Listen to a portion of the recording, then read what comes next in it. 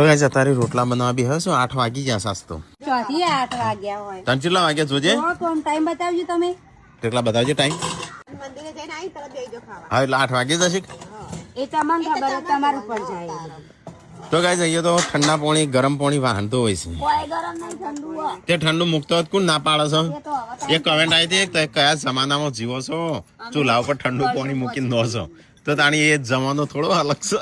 ઠંડુ પાણી ગરમ પાણી ગરમ પાણી મૂકીને પીવો નો છો એમ એટલે હીટર ચૂલા ઉપર હિટ હા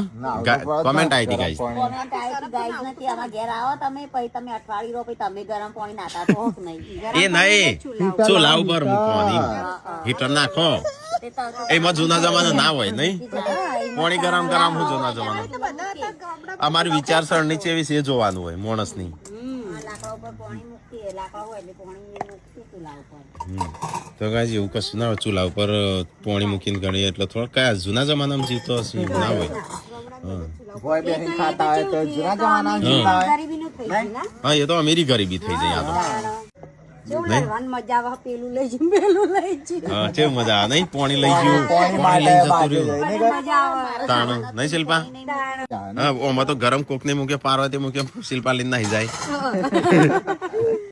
પાણી ચૂલા ઉપર ગરમ કરીએ તો એનો મતલબ એવું નહીં જૂના જમાનામાં જીવી